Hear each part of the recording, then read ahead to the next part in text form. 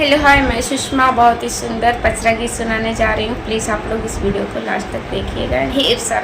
सारा कमेंट कीजिएगा कि कैसे लगे। अपने बैठे मायनी बिया चौरिया हो छहरिया भेजना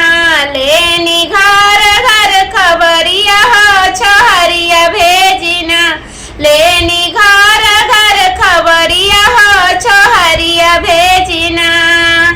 अपने बैठे मायनी बिया चौरिया हो छहरिया भेजना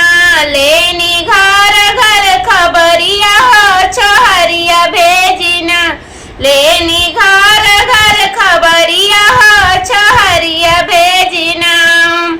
गलिया के गलिया में घूमनी छोहरिया हो के करे घर मना होला माता के जकरिया हो के करे घर मना होला माता जाय करिया हो के करे घर मना जे करे ही जे मने ही सेवा का के रूखी सूखी रोटिया माई तोहरे भीरना ताले घीऊ में सहरिया मैया तोहरे भीरना ताले घीऊ में सहरिया मैया तोहरे बीनुना अपने बैठे मायनी बिया चौरिया हो छहरिया भेजना करे घर घर खबरिया हो छहरिया भेजना करे घर घर खबरिया हो छहरिया भेजना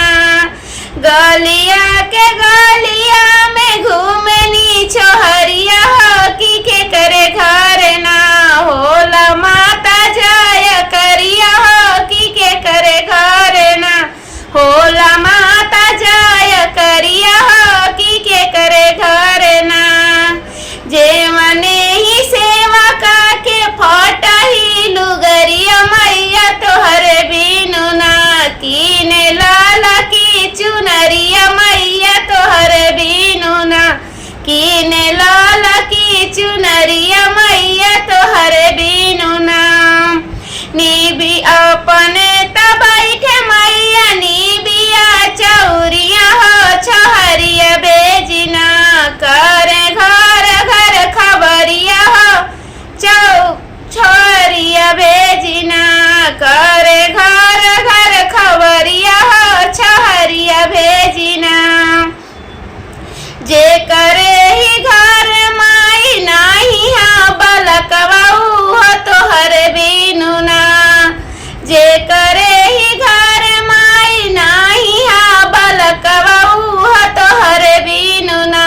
करे झूठे आगमनवा माई तोहरे बीनु ना करे बैठी आगमनवा माई तोहरे बीनु ना अपने बैठे मायनी बिया चौरिया हो छहरिया भेजना करे घर घर खबरिया हो छहरिया भेजना करे घर घर खबरिया हो छहरिया भेजना जे कराही घर माई टूटही पलनिया हो तुहरे बीनु ना करे चौका चौरिया हो के तोहरे बीनु ना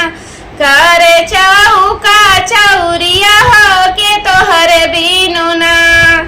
अपने बैठे मायनी बिया चौरिया हो कि छोहरिया भेजना करे घर घर खबरिया हो छहरिया भेजना। मेरा वीडियो कैसा लगा कमेंट में जरूर बताइएगा। चैनल पे नए हैं तो सब्सक्राइब कर लीजिएगा। फिर मिलेंगे नेक्स्ट वीडियो में, तब तक के लिए बाय, नमस्ते।